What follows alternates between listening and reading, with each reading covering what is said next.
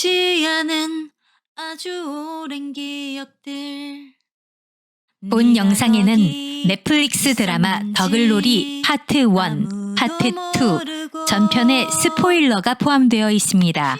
더글로리를 아직 안 보셨지만 시청할 계획이 있는 분들께서는 넷플릭스에서 드라마를 먼저 시청하신 후 본 영상을 보면서 더글로리를 되새겨보시길 바랍니다. 오늘 소개할 작품은 김은숙 작가의 넷플릭스 오리지널 시리즈 더글로리입니다.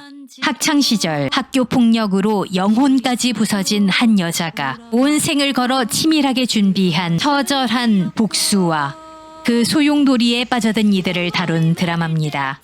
본 드라마의 오프닝, 세종시의 전경을 담은 야경이 등장하고요.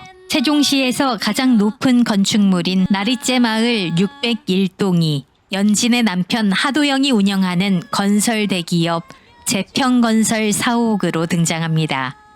18년 전인 2004년 고등학생이던 문동은은 박연진의 눈에 띄어 손명우 최혜정에게 이끌려 학교 강당으로 향하고 거기서 연진을 만나게 됩니다. 연진은 이전에 자신의 화장실 청소를 해주던 친구가 전학을 갔다면서 화장실 청소를 강제로 떠넘겼고 동은이 이에 저항하자 구타를 하기 시작합니다. 이렇게 동은은 지독한 학교 폭력의 희생자가 되고 맙니다.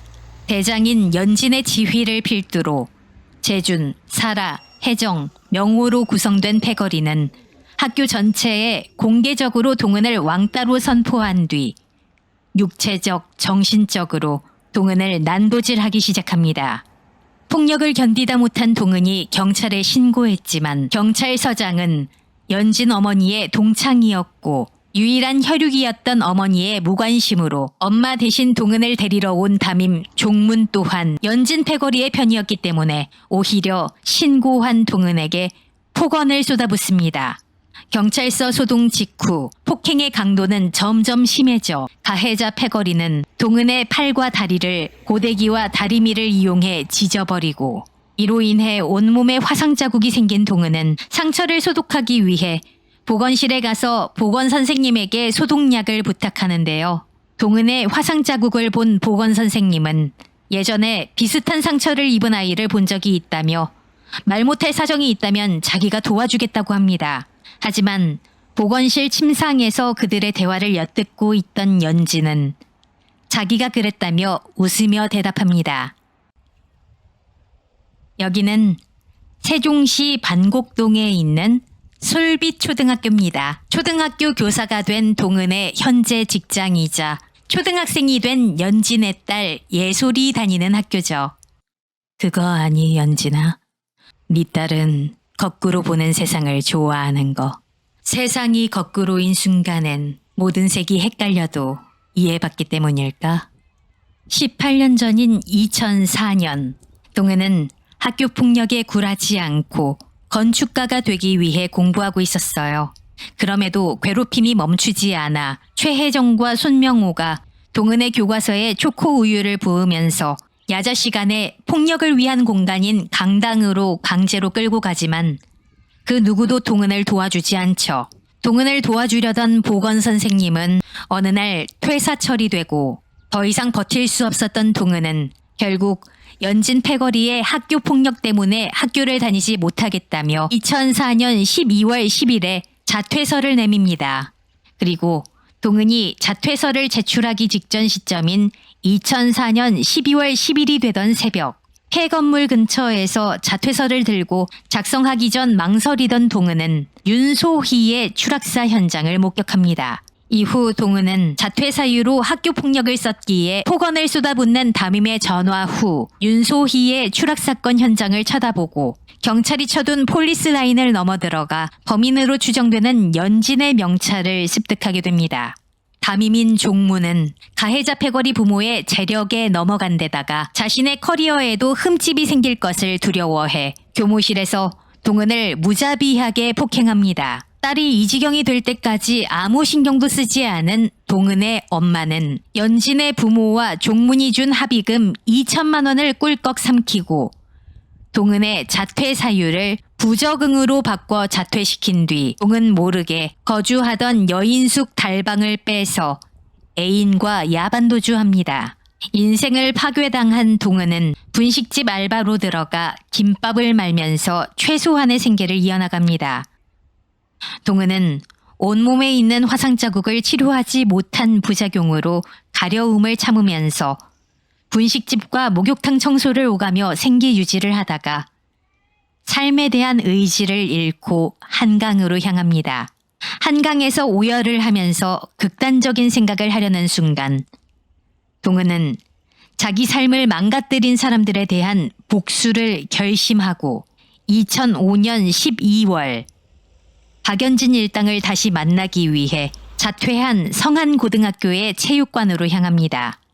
그곳에선 박연진 패거리가 다음 타자인 경란을 골라 괴롭히고 있었고 동은을 보고 놀란 연진 패거리 앞에서 동은은 연진의 꿈이 싸이 미니홈피에 적어놓은 현모양처가 맞냐고 묻습니다. 이에 연진은 어이없다는 표정을 지으며 꿈은 너나 다른 애들이나 꾸는 거지. 자기는 돈 주고 부리는 사람이라며 이렇게 부유한 생활을 하다가 부유한 남편을 만나 아이를 낳고 행복하게 살 것이라고 하며 너의 꿈은 뭐냐는 연진의 물음에 동은은 오늘부터 자기의 새로운 꿈은 연진이 되었다고 꼭 다시 보자는 말과 함께 의미심장한 미소를 짓습니다. 동은은 방직 공장에 취업해 주경야독하고요. 다음 해 검정고시에 합격하고 또 2년이 흐른 2008년 자신이 목표로 삼은 의천교대에 정시로 합격합니다. 여기는 의천교대로 등장한 청주교육대학교입니다. 매일 생각했어 연진아. 난 너를 어디서 제외해야 할까. 모든 것을 다 가진 네가 세상 누구도 두렵지 않을 네가 순간이나마 내가 두려울 곳은 과연 어딜까. 아무리 생각해도 거기뿐이라. 60제곱미터의 나만의 체육관 말이야. 우와, 꼭 동화 같아요. 난 아주 말캉하고 뽀얀 네가 제일 아끼는 고데기를 들 거야. 연진아, 내 얘기가 동화 같아? 네, 근데 우리 엄마가 주인공이 아니라서 좀. 왜 아닌 것 같은데? 우리 엄마는 부자니까요. 주인공들은 원래 다 가난하니까. 아니야, 틀렸어. 이 이야긴 예솔이 엄마가 주인공이야. 이 이야긴 동화가 아니라 우화거든. 교대에 입학한 이후 2011년에 동은은 가해자 5명의 페이스북을 수시로 들어가며 이들의 근황, 직업, 인간관계를 파악하고 있었어요. 그러다 연진의 결혼 소식을 접하게 되고 자신의 복수가 계획대로 진행되겠다는 기쁨의 미소를 짓죠. 동은은 연진의 꿈이 현모양처이기 때문에 결혼을 하고 자식을 낳을 것이라 가정하고 복수를 계획했고 연진의 인생이 자신이 계획한 복수와 맞아떨어지기에 좋아한 것이죠. 페이스북에서 알게 된 연진의 결혼 대상인 하도영이 바둑을 좋아한다는 것을 알게 되자 동은은 그에게 접근하기 위해 매일 도서관을 방문해 바둑에 대해 공부하기 시작합니다. 수업이 없을 때는 중고생 과외를 통해 생계 유지 비용을 마련했죠. 어느 날 동은은 과로와 영양실조로 쓰러져 응급실로 오게 되었고 정신을 차리자 자신의 옆 침대에 상처투성이로 누워있던 주여정을 만나게 됩니다. 동은은 수액을 맞고 있어 화상으로 얼룩진 팔에 상처가 노출되자 황급히 바늘을 빼고 자리를 뜹니다. 사실 그 병원의 인턴인 여정이 동은의 상태를 알려주기 위해 교대로 찾아오는데요. 동은은 여정을 무시하고 학교 선배인 수환과 함께 지나칩니다. 여기는 경기도 이천시에 있는 에덴 파라다이스 호텔이고요. 이 야외 뜰에서 연진과 도영이 야외 결혼식을 올립니다. 동은은 이 위치에 서서 초대받지 않은 참석을 해 이들을 지켜봅니다. 진심으로 결혼 축하해 연진아. 미안하지만 축의금은 준비 못했어. 근데 뭐 인생의 경조사가 결혼식만 있는 건 아니잖아. 여기는 청주시 상당구 성안길 옆에 있는 청주 중앙공원입니다. 동은과 여정이 4개월 내내 바둑을 두던 나무 앞에 바둑판이 세팅된 테이블이 놓여 있었어요. 근처에서 한 남자분이 대형 삼각대와 전문가용 카메라로 촬영을 하고 계셨고요. 카메라에 방송국 로고 같은 건 안 붙어 있어서 더글로리의 엄청난 팬인 사진 영상 촬영 전문가분이 개인적으로 찍고 계신 거라고 생각하고 그분이 촬영하는데 걸리적거리지 않게 핸드폰 카메라로 조용히 찍고 있었어요. 그런데 연합뉴스에서 나왔거든요. 알고 보니 그 바둑 테이블은 연합뉴스 방송국에서 운영하는 영문뉴스 유튜브 채널 코리아 나우에서 세팅한 거였어요. 방송국 분들이 더글로리 촬영지를 찾아온 시민 인터뷰이를 힘겹게 물색 중이었는데요. 주인공들이 바둑을 두던 나무와 바둑판이란 미끼에 제가 걸려든 거죠. 덕분에 코리아 나우 채널 제작진분들과 인터뷰를 하고 나무와 바둑판을 촬영하는 제 모습도 촬영됐어요. 덕분에 처음으로 뉴스 인터뷰도 해보고 뜻밖의 즐거운 순간을 맞이할 수 있었어요. 이 청주 중앙공원에서 우연히 여정과 재회하게 된 동은은 여정이 바둑을 둘 줄 안다는 얘기에 솔깃해 여정으로부터 실전 바둑을 위한 개인 과외를 받게 됩니다. 1년의 과외 시간이 끝나자 동은은 여정에게 바둑을 가르쳐줘서 고맙다는 감사의 말과 작별 인사를 건네지만 여정은 동은에게 계속 만남을 지속하고 싶다고 말합니다. 그러자 동은은 여정이 대형 종합병원인 주병원 병원장을 부모로 둔 금수저고 온실 속 화초 같은 도련님으로 그를 알고 있음을 간접적으로 말하며 그와의 관계를 끊고 초등교사 임용고시에 집중합니다. 그리고 2015년 봄 2번의 도전 끝에 임용고시에 합격함과 동시에 연진의 출산 소식 또한 듣게 됩니다.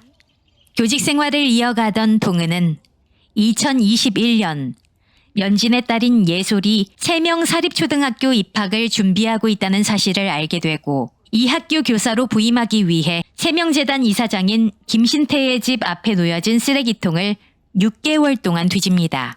김신태는 자기 가족이 아닌 어떤 사람에게 유산 상속을 한다는 유언장을 따로 작성하고 문서 파쇄기로 유언장을 잘라낸 뒤 조금씩 쓰레기에 섞어버리는 치밀함을 보였는데요. 이를 내다보던 문동은은 6개월을 지켜보면서 파쇄되어 조각난 유언장을 짜맞춰 완성시키는 끈질긴 모습을 보이죠.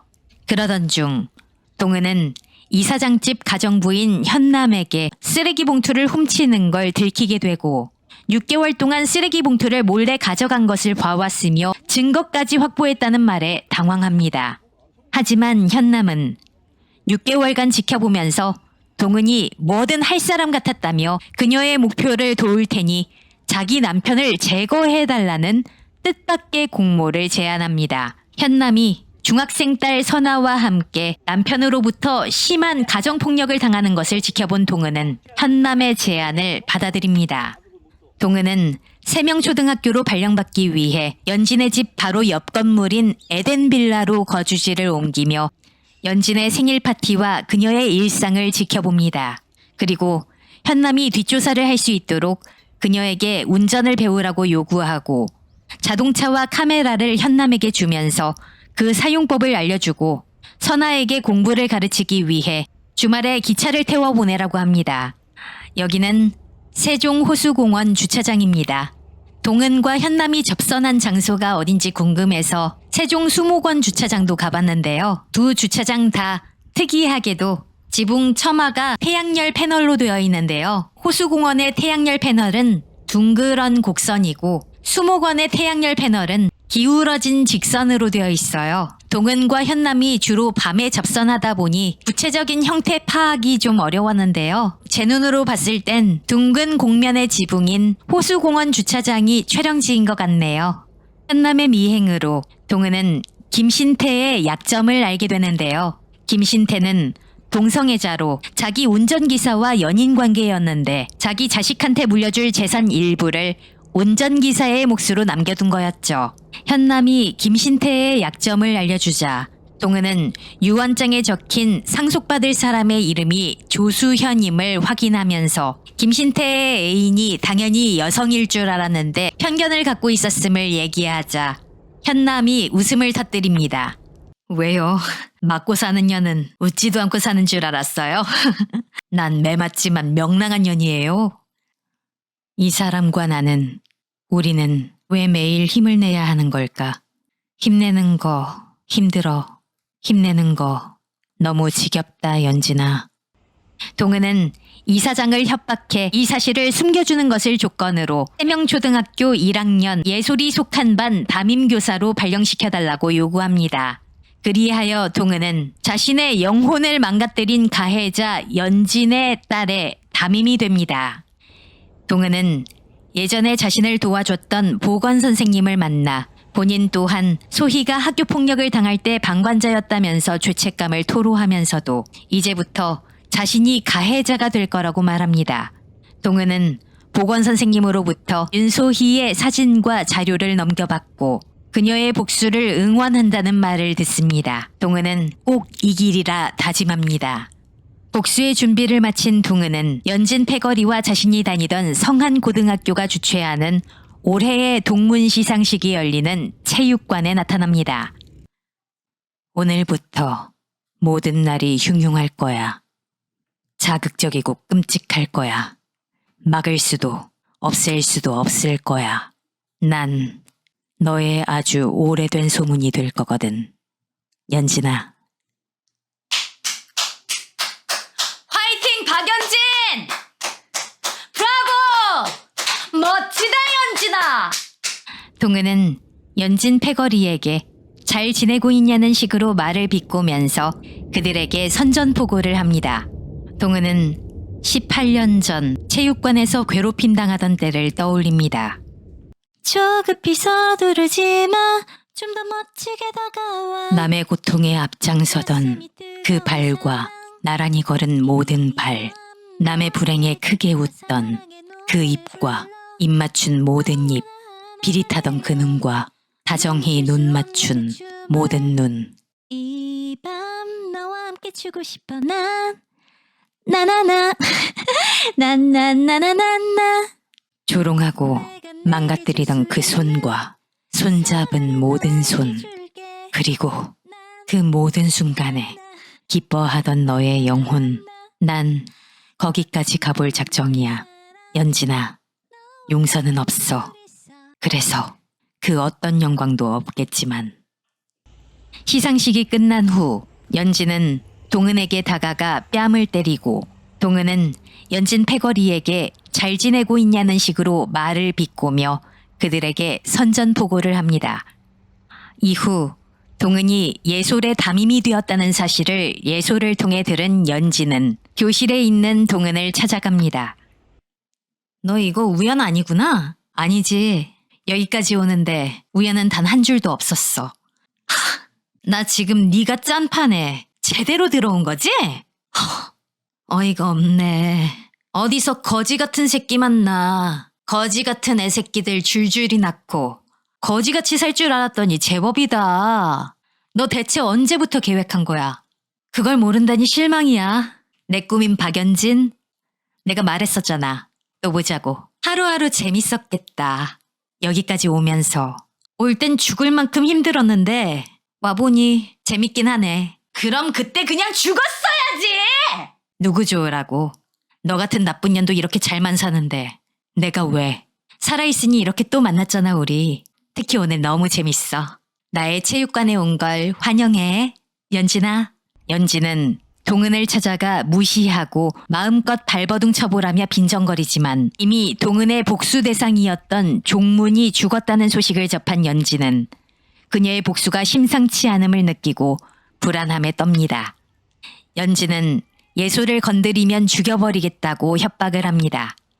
궁금해라. 어떻게 되는데? 내 몸은 이미 다 망가뜨렸고 내 영혼도 부서뜨렸고 네가 뭘 더 할 수 있는데. 예솔이 전학? 꿈도 꾸지 마. 내 전근 생각도 하지 마. 넌 지금부터 그냥 당하는 거야. 내가 그랬던 것처럼. 연진은 동은이 예솔을 공격할까봐 불안해하고 하교한 예솔이 집에 도착하자 난리법석을 떱니다.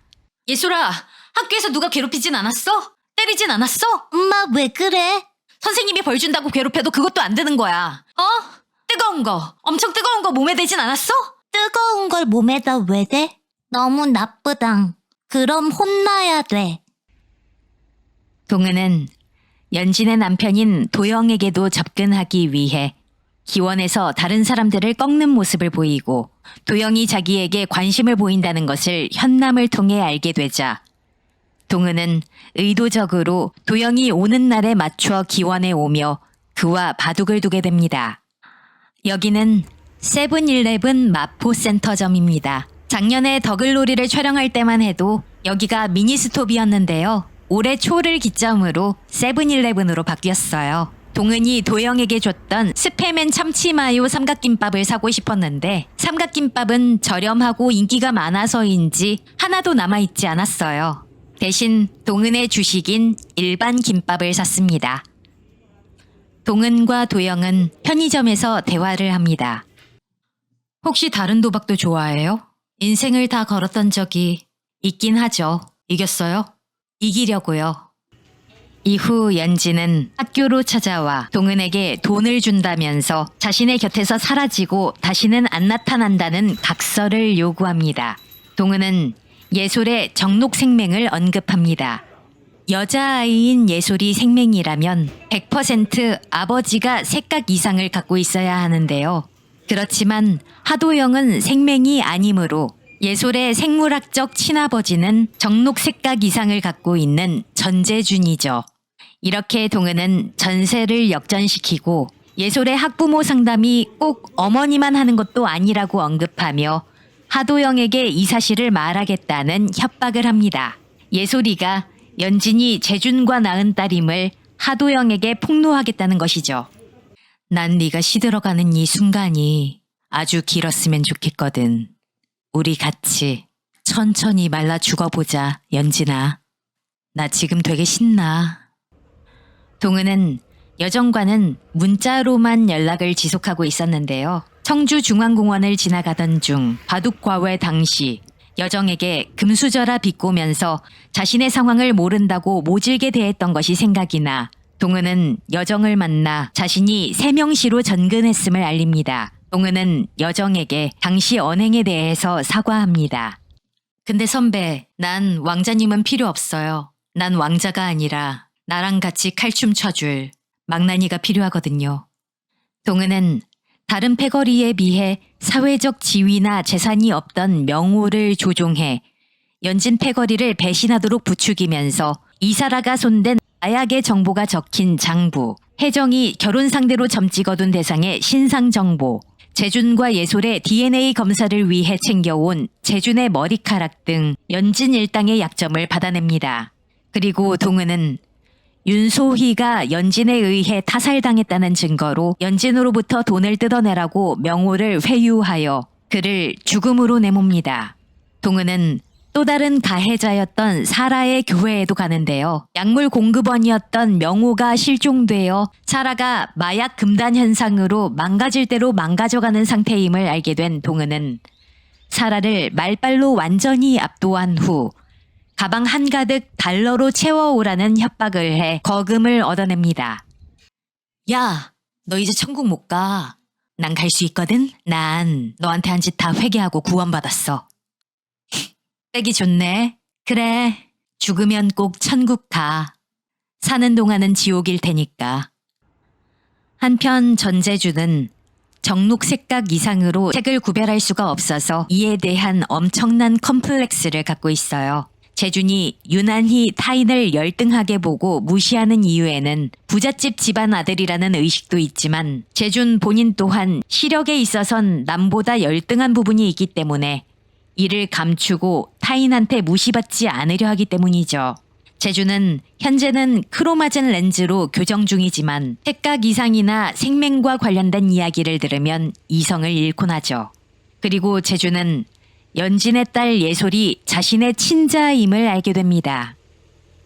여기는 세종 솔빛초등학교 근처의 횡단보도고요. 사실 원래 보행신호등엔 빨간불엔 멈춰 있는 사람 그림, 파란불엔 걷고 있는 사람의 그림이 그려져 있고 남은 초록불 시간 숫자 카운트다운도 뜨는데요. 드라마 속에선 색각 이상으로 신호등을 제대로 보지 못하는 예솔이를 표현하기 위해 동그란 불만 나오는 정록 신호기로 바뀌어서 나왔어요.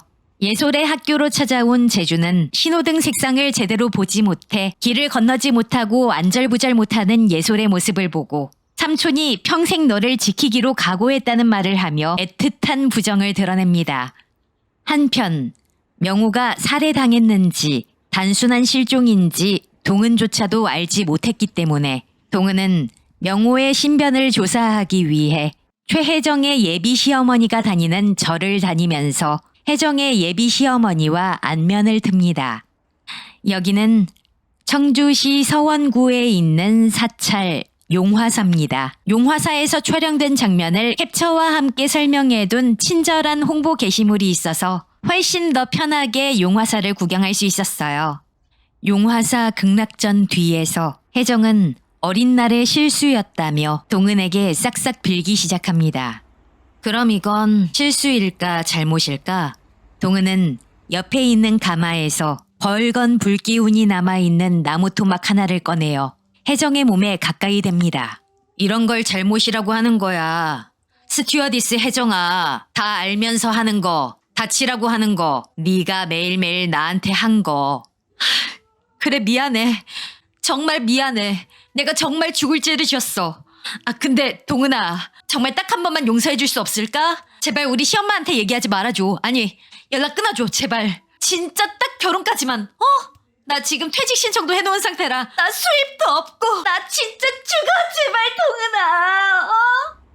태세 전환 시도는 좋았는데 너무 일렀고 섣불렀어. 애초에 난 너한테 뭘 받을 생각이 없거든 혜정아. 돈이든 사과든 납작 기고 빌어도 보고 협박도 해봤으니까 다음 레파토리 해봐. 18. 그래서 뭐? 뭔데? 너 핸드폰 잃어버린 적 있지? 동은은 현남이 훔쳐온 혜정의 스마트폰을 통해 그녀의 화려한 남성 편력, 연애 경험 등을 알아내서 그 정보를 미끼로 자신의 말을 듣지 않을 경우 예비 시어머니에게 그녀의 과거를 언급해 혜정의 결혼을 엎을 수도 있다는 뉘앙스를 흘려 혜정을 협박합니다. 나 이제부터 죽을 때까지 네 편이야 동은아. 뭐부터 하면 되는데? 손명호, 실종 신고부터 해. 동은은 재준에게 예솔의 칫솔을 보내 재준의 딸임을 인지하게 했고요. 이후 예솔의 참관 수업에서 도영과 재준이 마주칩니다. 참관 수업이 끝난 후 학교 외벽에서 재준은 동은을 협박하고요. 동은은 재준에게 자신이 칫솔을 보냈다고 알립니다. 네가 예솔이를 원한다면 네 편은 지금 나야. 박연진이 아니라. 네가 모르는 것 같아 알려주는데 나도 누군가의 딸이었거든. 재준아. 이후 동은은 사라에게서 협박해 얻어낸 돈으로 선아를 미국 유학 보내기 위해 선아를 데리고 유학원에 가서 시험을 치르도록 합니다. 동은은 현남과의 정기 만남 중에 거액의 돈과 유학에 필요한 서류들을 건네주는데요. 이 돈이 선아의 유학 비용이란 사실을 알려주고 현남의 남편이자 선아의 아버지 살해를 공모한 것으로 인해 어머니의 죄와 연관되어 선아에게 또 다른 피해가 생기는 걸 방지하기 위해 유학을 보내야 함을 설명합니다. 동은은 현남에게 선아를 유학 보낼지에 대해 선택을 요구합니다. 제가 거짓말했어요. 찌개를 끓이는 그런 저녁은 오지 않아요. 이모님은 선아를 잃게 되실 거예요.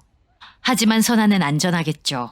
폭력을 행사하는 아빠한테서도 죽음을 공모한 엄마한테서도 우리가 공모한 건 그런 거예요.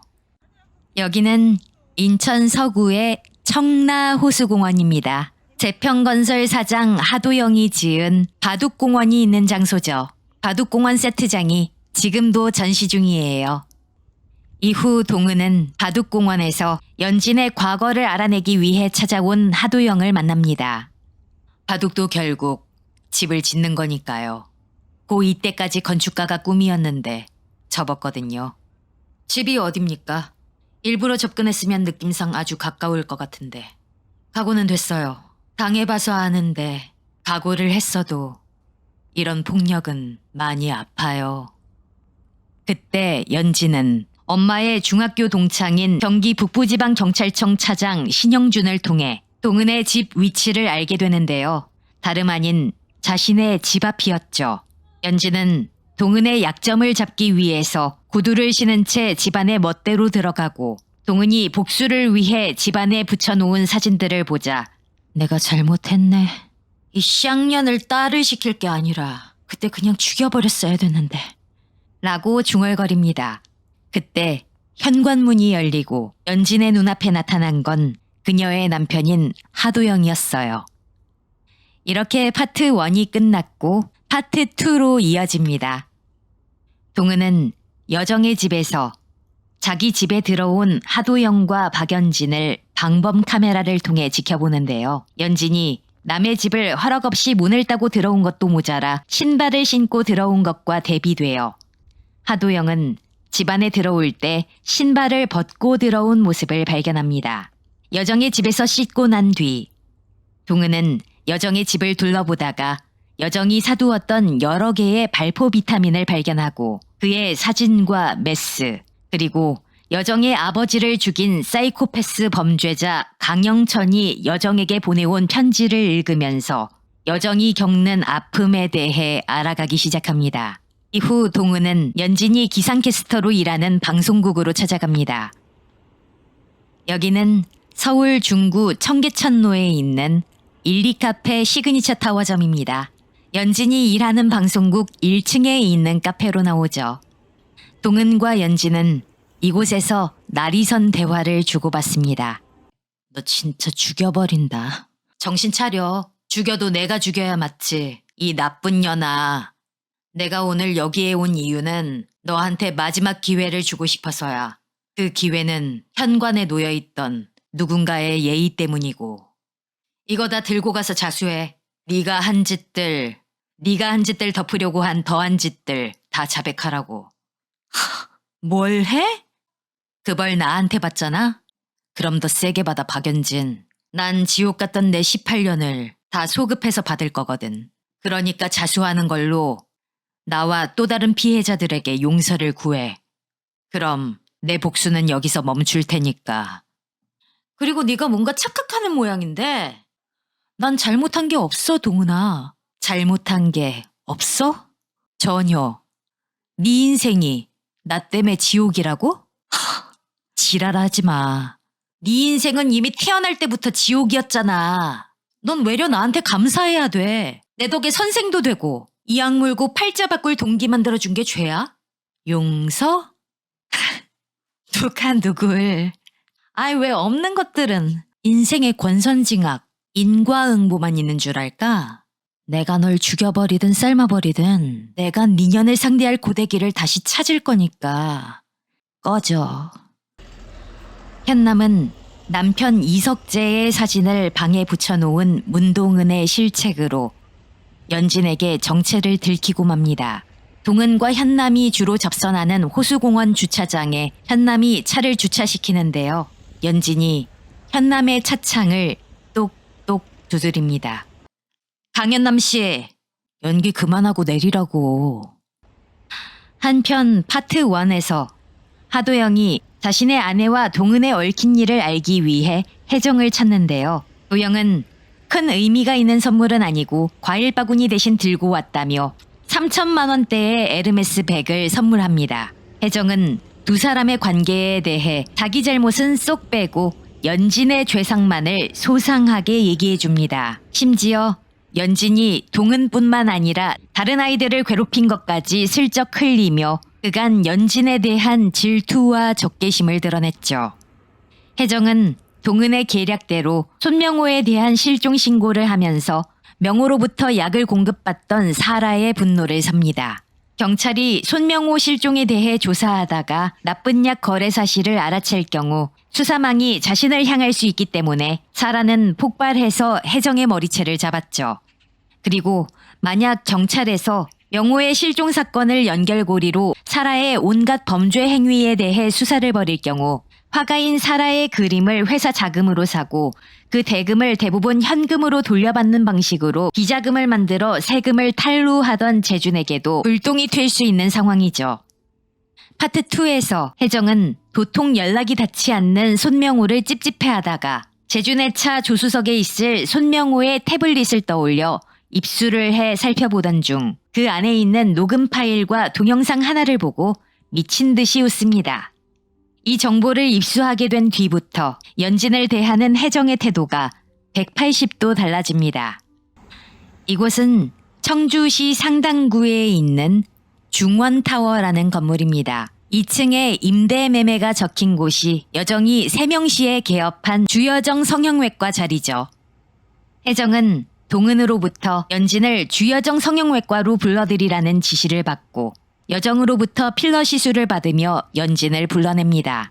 혜정은 연진에게 네 남편이 동은과 바둑 두는 사이라고 얘기를 하는데요. 그때 간호사가 실수로 혜정의 에르메스 백을 떨어뜨립니다. 모시고 살 가방을 왜 사 그러게. 에코백 들어. 하던 얘기나 마저 하고. 네가 왜 괜찮아? 내 가방인데. 왜? 이것도 세탁소 손님 거 같아? 아니거든? 이건 돈 많은 어떤 유부남이 사준 거거든? 혜정은 연진에게 얼마 전에 하도영을 만나 가방을 선물 받았고 도영과 동은이 같이 바둑을 둔다며 연진의 화를 돋굽니다. 그 후 연진은 주여정 성형외과로 가 야간 진료로 시술을 받습니다.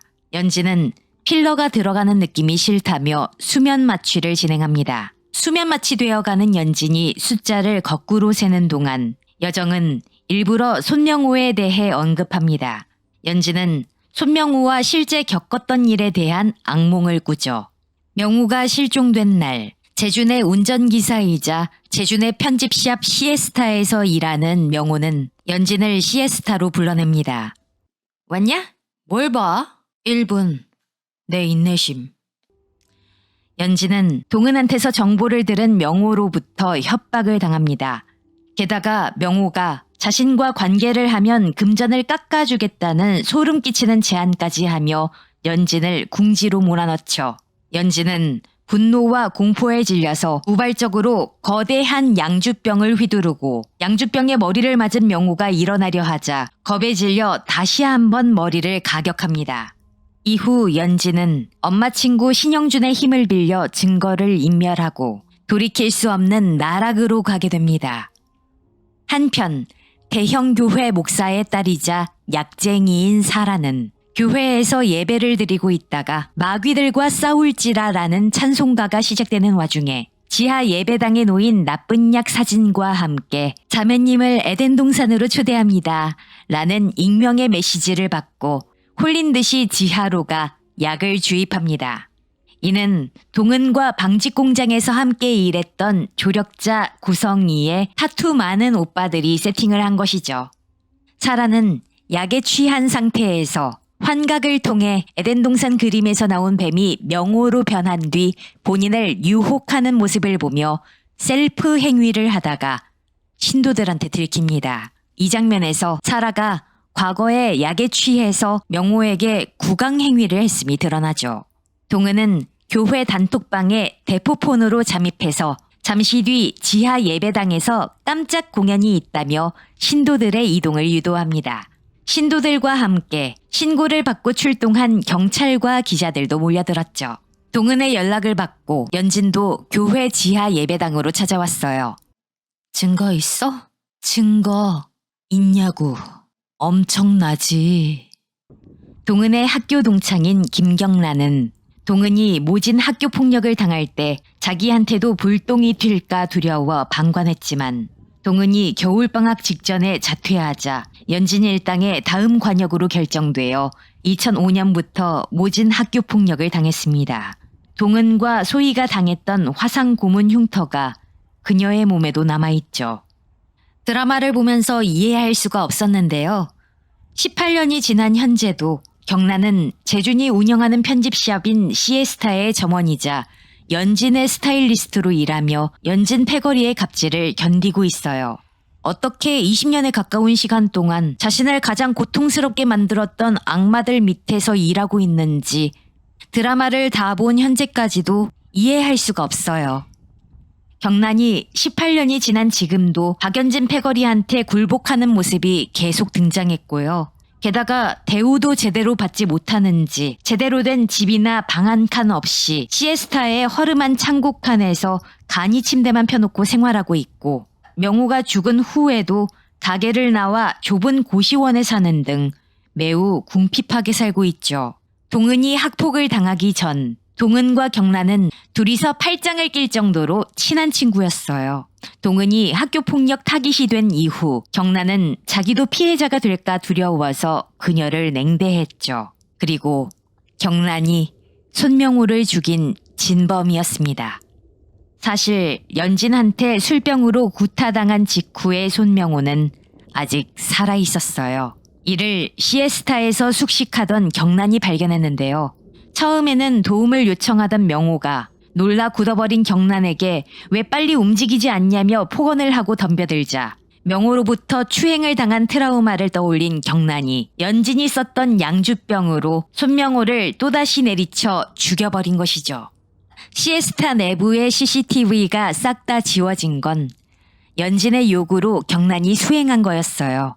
연진은 남편 도영을 핑계로 복원이 불가하도록 하드를 새 것으로 바꾸고 경란한테 재준에게 함구할 것을 요구합니다.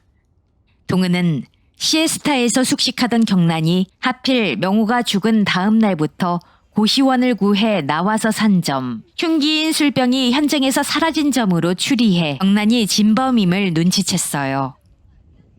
그때의 우리가 구할 수 있는 마지막 기회야. 그러니까 끼어들지 마. 네가 뭘 봤든 뭘 알고 있든 뭘 들었든 가만히만 있어줘.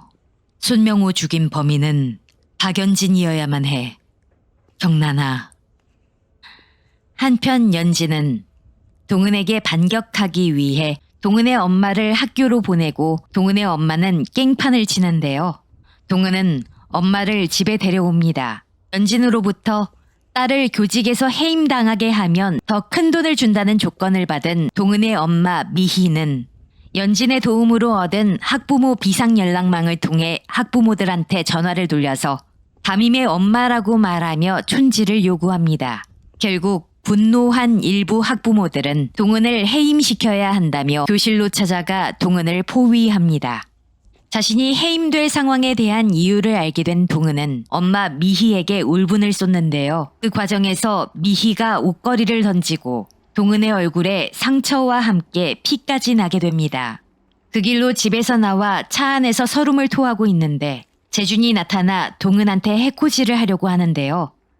그 모습을 지켜보던 여정이 재준한테 고의로 가벼운 접촉사고를 내서 동은을 피신시킵니다. 여정과 함께 그의 집으로 돌아온 동은은 천륜이 쉽게 끊어지냐면서 동사무소를 통해 알아내면 동은이 어디로 도망가든 찾아낼 수 있다고 소리치는 엄마 미희의 말을 곱씹습니다. 미희로 인해 결국 교직에서 해임된 동은은 학교를 떠나면서 마지막으로 운동장에 있던 예솔을 만나 진심으로 미안하다며 사과의 말을 남깁니다. 이후 자신의 집에 있는 미희에게 전화를 걸어 원하는 대로 학교를 그만뒀으니 집에서 나가달라는 통보를 하지만 미희는 여전히 집에 남자를 끌어들이거나 여정에게 연락해 진상을 부리는 등 추태를 벌입니다. 이에 더 이상 참지 못한 동은이 미희와 언쟁을 벌이는데요. 미희가 삼겹살을 굽고 있는 모습에 고데기로 피부가 지져진 트라우마가 떠올라 동은은 미희에게 사정을 하며 떠나달라고 합니다. 이에 미희는 동은이 불을 무서워하는 것을 이용해 집에 불을 지르지만 이것 또한 동은의 계략이었어요. 동은은 집에 설치해둔 카메라를 통해 그 모습을 녹화해뒀고 이 영상을 토대로 미희가 앓고 있던 알코올 의존증과 더불어 그녀의 공격적인 행동을 부각시키며 정신병원 전문의의 소견을 얻어냅니다. 그래서 자신의 어머니이자 첫 가해자였던 그녀를 정신병원에 집어넣는데 성공합니다. 이건 나만 할 수 있는 거야, 엄마. 내가 엄마의 유일한 핏줄이니까. 이후 연진은 엄마와 함께 굿을 들이는데요. 굿을 하는 도중 윤소희에 대한 기억을 떠올립니다. 18년 전 연진 패거리가 거리에서 소희와 마주쳤는데요.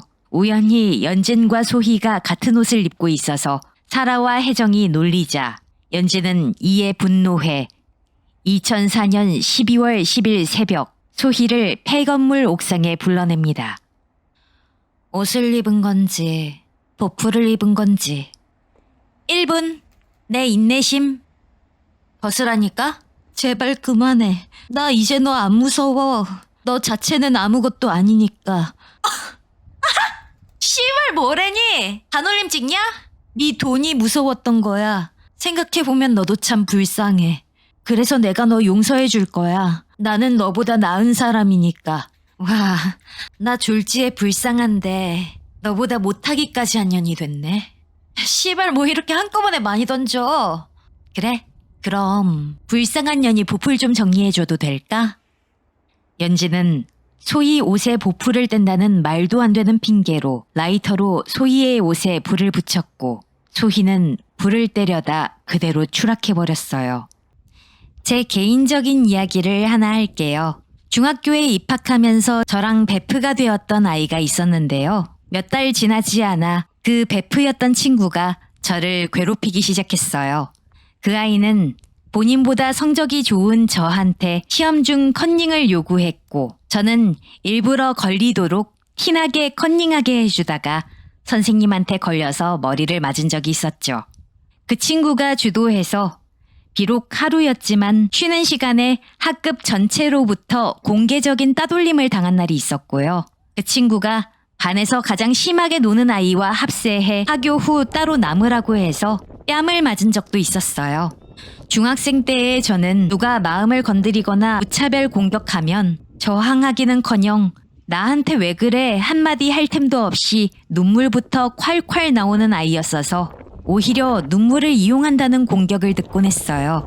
가장 좋아하던 친구로부터 괴롭힘과 따돌림을 당한 영향으로 지금까지 20여 년간 오랜 친분을 유지하는 지금의 고2 때 친구들을 만나기 전까지 저는 누가 말 시키기 전까지 먼저 말을 건네지 않는 아주 소극적인 성격의 아싸 찐따였어요.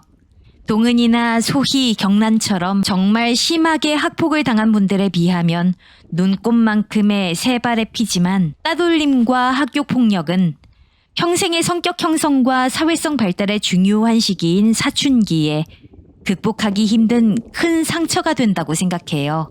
시간이 지나면 상처가 아물듯이 아픔을 잊고 극복하고 살아가는 것이 피해자의 정신건강에 최선이겠지만 동은처럼 평생 지워지지 않는 상처 자국을 매일 보며 살아야 하는 사람들에게 제발 좀 잊으라고 강요하는 건 불가능한 얘기면서 다른 의미의 폭력이겠죠.